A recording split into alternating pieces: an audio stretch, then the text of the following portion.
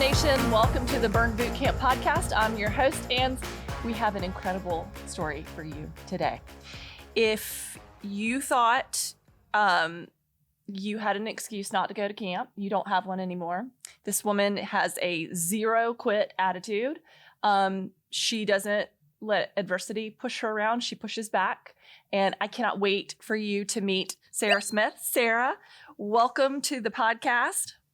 Thank you so much. And thank you for having me. It is truly an honor to be here today and talk to you. So very much appreciate you having me on the show. Of course. And we're so excited to hear your story. You really do. It's truly amazing. And I can't wait for people to hear about what you've come from, what you went through, and how you have come out on the other side. It's really, truly inspiring. But before we get to that, talk to me about Mount Juliet. Yes. Your location. Why is it the best? I could go on for 2 hours about why our location is the best. I know I'm probably biased, but the people at Mount Juliet are a different caliber of kindness and empathy and understanding. And the most important adult friendships I have made, especially not being from the area originally, happened at Burn. Yeah. I love it so much there that I BA there now. It is my happy place. That's great. Yes. There's just an energy about Burn Mount Juliet that I personally think is unparalleled and unmatched. It's a very, very, very special Burn Boot Camp. Yeah. Yeah. It's a place where people know you in a different way than any other area of your life. And it's truly, you're almost like war buddies, to be honest. Like you make it through these really, really challenging moments. And it really does bond you in a very, very distinct and impactful way. Yes. And it's hard to sometimes explain that to people who don't understand because, it's a gym. And I'm like, no, it's so much more, so much more. So. It is. And, we say that a lot. And let's be honest, there are a lot of other places that claim that they're more than a gym. I've been seeing that lately pop up with a lot of places. But it really is truly, I wish there was another way to use the word community, because it's even more than that. It's like your village. It's the people that come to your rescue mentally and physically and support you and push you through some of the worst times in your life and celebrate the best times in your life. And it really is truly, everyone should have that kind of connection in their life. Yes, absolutely. Yep. Okay. Well, before we get started, I want to jump into your story because it's really amazing. I've said that before, but I want to just get kind of your background. Where did you grow up? What was it like? Tell me about mom and dad and your history with like nutrition and exercise. What shaped your body image? Yeah, so I grew up in a small town in upstate New York. I like to say small town because I am not from New York City in the least. I was actually, my brother's sister and I were adopted back in the 80s by my mom, who raised us all by herself. She is wonderful. She is this amazing human being that I get to call my mother, and I could also go on about her for hours. She's a saint. She is a saint with a sailor's mouth. That's how I usually describe her. Oh, that's my kind of girl. That's what I'm saying. That is my kind of girl. Yeah. I think for me growing up in the mid to late 90s, my idea of body image was so skewed because of what was the expectation for women to look like at that time. I just have this picture of Christina Aguilera at an award show, and she's about this big around and she's tiny. And that's what beauty meant, that and the number on the scale. And then I remember that article about Jessica Simpson came out and she was huge and she was a size 6. And so she looked amazing. She did. But back then, so I always equated beauty back then to the number on the scale and the inches around my waist. And I am not built to be a tiny person. So I think it just gave me this unrealistic picture of beauty, of health, of all of those things. And so by the time I was in my 20s, I was like, well, I'm never going to have that body. So why would I go to a gym? Truly. Yes. So Yes. The gym wasn't a part of my life. I was actually so anti-gym that I was probably a little annoying to people. Let's go to a class. Nah, I'm not going to do that. That wasn't what I did. So yeah. Isn't that interesting? That has been the theme throughout these transformation stories is, what we saw was so unattainable. And it's interesting that in your life, it was, a lot of people just beat themselves up about it, force their body into these terrible situations where you're trying to, see bones protruding and to have that effect on you, just to say, no, screw that. I'm actually going to one up you and I'm never walking into a gym. I'm not even trying for that. So that's an interesting, impact that diet culture and that thin culture made on you. Yes. Yeah. Well, so no exercise, nutrition was just whatever. You were just not having it. And then, so bring me to what led you to, maybe talk about your diagnosis and what led you to burn, and tell me that story. So I moved to Nashville in 2013 to be with my now husband. So yay to that. It worked out. Yay. So yes, in 2014, my lung collapsed at work one morning. I didn't know that's what was happening at the time, but I'm a nurse, but I work in an office setting. And so my friend was like, let's just get you to the hospital. Maybe you have a clot. Went to the hospital. Turns out my lung had collapsed. And then on top of that, it turns out that my lung had collapsed because I had a rare and progressive lung disease that has this really long, fancy name, but I'll just call it L.A.M. That's what they refer. It's only in women. It's about 1 in a million, roughly, are the numbers. Sarah. I'm super lucky, right? I know, right? God, it couldn't be the lottery. It had to be L.A.M. Of course not. It had to be L.A.M. So the other piece to L.A.M. is they think that it is estrogen driven. Many women are diagnosed when they get pregnant because of that rush of estrogen, because of the progression of my disease. They recommended I did not get pregnant.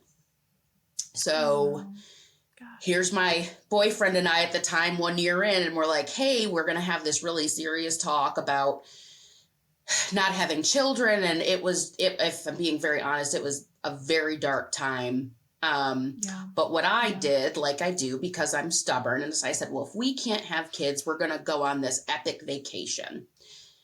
So I booked this vacation. Good for you. But not. I booked this vacation, paid way too much money for it. We flew to the Dominican on Christmas Eve, spent Christmas Day, and the following day, my lung collapsed in the Dominican. You weren't even in the States. No. So I was treated in a Dominican facility for 2 days while they tried to work out the med flight. And then I got back to the U.S. and had 6 lung surgeries in the span of about a month and a half. So was down for a very long time. And that's when I started needing the oxygen supplement. Was after all the surgeries, my lung function just kind of diminished exponentially. And so my physician recommended I go to a gym, go walk on a treadmill, try to get your stamina up. And so I went to a gym, and if I'm going to be very honest, this was before burn, I felt like an exhibit. I was this younger person with oxygen on, and people would come up and they'd say things and they'd just give you that sympathetic look, and I hated it. Yeah. So I stopped going. I had a friend who went to burn, And one day she goes, well, why don't you come try out Burn Boot Camp? And I laughed in her face. And I said, I wear oxygen. I've barely been in a gym in my life. And you want me to go somewhere where there's boot camp in the name? She said, just try it. I think this is what you need. And here we are 5 years later from the day I walked in that door. I was out for a year because of COVID and I had to quarantine for real. Oh gosh, I'm sure. But yeah, it was just this one day. And I remember walking into the gym that day and saying, there's no way. There's no way I'm going to be able to do this. There's no way people aren't going to stare at me. There's no way I'm not going to feel self-conscious. And I have this pack on my back that also likes to make a lot of noise when it's working to keep my lungs functioning. But here I am. Yeah, it'll be 5 years in July that I walked in those doors, and I cannot even imagine what my life would be if it weren't for that place, for Burn Mount Juliet, for all of it. So, yeah. I mean, truly, I have this image of you stepping onto the floating floor with an oxygen tank, and I mean, I know that people that are listening are thinking, how I can hardly get through a conditioning day with 2 functioning healthy lungs. Talk to me about like what kind of, how does that work for you? So I think there's a few pieces. I think the big piece for me is knowing my limits. Especially as I got more comfortable, as I started feeling good about being able to do the workouts, to know that I still maybe can't push myself as far as other people can. And also that is absolutely okay, because it's not about what the person next to me can do. It's about what I can do. And I'm in this place now, especially because, being honest, I was very angry for a very long time about the cards I was dealt, but I just look at each thing I can do, if it's little, if it's big, and I'm just so proud of myself that drives me in those days, especially the conditioning days. The conditioning days are very difficult for me with my lung capacity. So, and it's just, I'm in a place where I don't feel like I'm being looked at because I have oxygen on my back. I actually feel like I'm being looked at because I'm strong. And I would have never said I would be that person ever. So you're being looked at because you're inspiring people, and they are pushing themselves because they see you pushing yourself. That's just truly the most impressive thing there. I think everybody understands that with a diagnosis like that, it would be very easy to just say, this is not going to be for me. That's just not going to be a part of my life, physical movement. And it seems like to me that you looked for reason to succeed and you found them. And I think that there are a lot of people that could look for a reason to quit and fail, and they'll find them too. But that was not your choice. You made a completely different choice. I did. And I will say it took me a while to get there.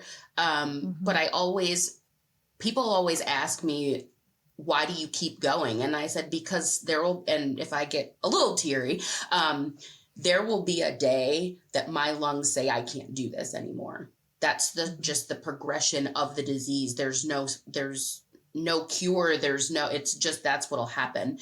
So until the day I can't step onto that floating floor, I will be on that floating floor, because I know that eventually it will not be in my control. And so the control freak part of me uses that to say, well, okay, you know what? Then I'm going to do it until I can't. So that keeps me going too. So. Yep. Yeah. I pity the fool that counts you out, Sara. I mean, truly. Well, so what do you say to yourself? Like, I'm really interested in how people push themselves through these really challenging workouts, and that have these things, these added layers of challenges that they didn't ask for on top of a really challenging workout. So how do you talk to yourself when you're out on the floating floor? What do you have something that you say, something that you think about, someone you think about? I swear a lot. I don't know. So for Same. some reason, sometimes that just that gets me there. I am a big, especially again on the cardio days. I'm weird about how I count things, if that makes sense. So like if we have to do 60 reps, I'm counting 10 times because the 6 I can focus on that. I can say, okay, I got to get to 6. So I am very meticulous on the days, especially where we have a cardio rep count, with how I'm thinking to myself. I also close my eyes a lot. Yes. Because even though I have oxygen tubing in my nose, sometimes I have to concentrate to say, breathe through your nose, you fool. What are you doing? Like you're breathing through your mouth. Think about that. Yes. So, there's a lot of things happening, but I'm very much in the moment. If I'm jumping rope, I'm jumping rope. I'm not thinking about, I have to do burpees 2 exercises from now. I'm jumping rope. I'm counting my reps. I'm closing my eyes, breathing through my nose. Every once in a while, a trainer will look at me and go, "Don't forget to breathe." And I'm like, I'm trying. So it's a little harder for me. Yeah, sorry. A little bit. So, well, that's amazing. I mean, truly, you probably do. You have to focus on breathing through your nose, because we're always mouth breathing, but you have that a completely different need. Yeah. So it sounds silly to say for sure, like remember to breathe, but no. Yeah, no. It has a whole different meaning for somebody with L.A.M, I'm sure. Yeah. Well, so how often do you go to camp? I try to do 5 days a week. The BAing helps me because I BA and then I work out. I try to give myself 1 day off during the week, plus Sundays, obviously. But I usually sit 4 to 5 consistently during the week. Yeah, that's great. That's amazing. And it truly is. We talk about it. It's called the magic of momentum. And it starts with just what you tell yourself. This is my goal. And then what you tell yourself turns into you just showing up, and for you, it's 5 days a week. That's amazing. And I think it also probably has a lot to do with Mount Juliet and the people that are counting on you and the people that need you as part of their community, and you don't want to let them down or yourself. That's the magic. It is. It really is. Yeah. That's great. Well, I am truly amazed. I know that you will be there for as long as you can possibly be. I think that Burn Boot Camp has a kind of a special niche where there are all kinds of people. There are all kinds of people that need modifications down and up. And it just serves so many types of bodies and so many types of, needs that it really is a safe place. And I'm just so happy you found it. That's the perfect name for it, is a safe space. And I will say too, it's such a huge part of my life and my life with L.A.M. I published a book last year about L.A.M, and there's an entire chapter on burn. Oh, wow. What's your book called? It's called, I actually have it. Good. It's called Gasping for Air. Great title. And I published last June. There is, like I said, there's a whole chapter on burn, what burn means in my life, what role it's played in my diagnosis. My lung function actually went up the last time, which is unheard of because of burn. So yes, that's my little shameless plug for my book, but also just to prove what an impact it's had on my life, that I was like, if I'm going to publish a book on L.A.M, burn's got to be in there. Oh, that's amazing. That is amazing. I'm so thrilled for you. I hope you sell 1 million copies and wind up on the New York Times bestseller list. Well, just who's going to play me in the movie is the real... this is the most important thing we really need to is. decide. I mean, truly, yes. Sarah, you are awesome. I could sit here and chat with you forever. But before I let you go, I know you need to get up and get moving. Okay, we're gonna do some rapid fire questions. Favorite protocol? Arm day. Interesting. Okay, so you're a strength gal. All day, every day. Yeah. But arm day especially. That's it. That's my. Oh wow. That's my jam. Okay. Okay. All right. The protocol that makes you go, oh hell. Athletic conditioning. Mm. Only because it's weights and cardio. Yeah. And so again, it's a little tougher for me. I don't hate any protocol, which I used to, if I'm being real honest. But I would say ACON, I could skip it. Yeah. Well, your just heart rate is just so high while you're lifting, and then it's so high while you're doing conditioning. It's like, oh my God, this is never, this is never going to end.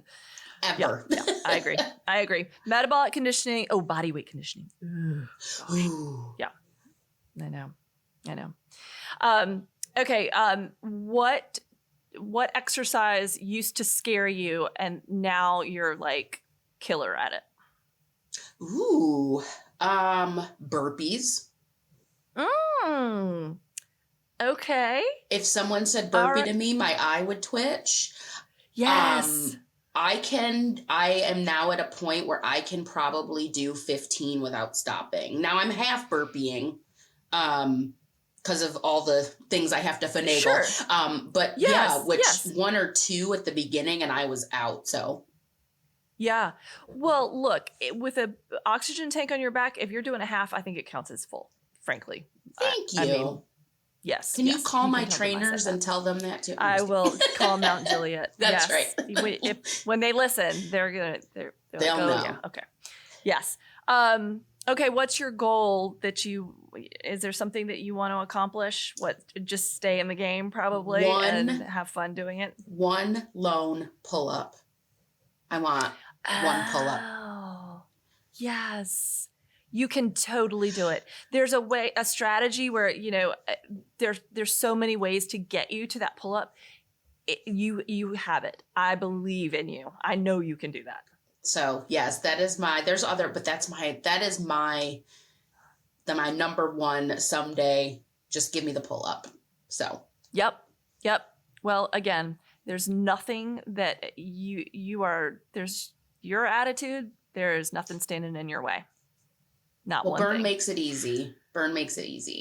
So. Yeah. That's great. Well, Sara, thank you so much for your time today. I so appreciate you. And I know that you're so clutch for so many people at Mount Juliet, and shout them out. It sounds like a fabulous place to be, and just so happy that they found you and you found them. Okay, well, so Burn Nation, if you have a transformation story that you want to tell, that you want to inspire other people with, please email us, podcast@burnbootcamp.com. Send us your story, send us some pics and some videos, whatever you got, and let us let you tell your story here on our podcast. Like, subscribe, do all the fun things, and Sara, I'm going to let you take us out. All right, Burn Nation, give me 2 claps on 2. 1, 2. Yes. Thank you, Sara. Thanks, guys. See you next time. Thank you so much.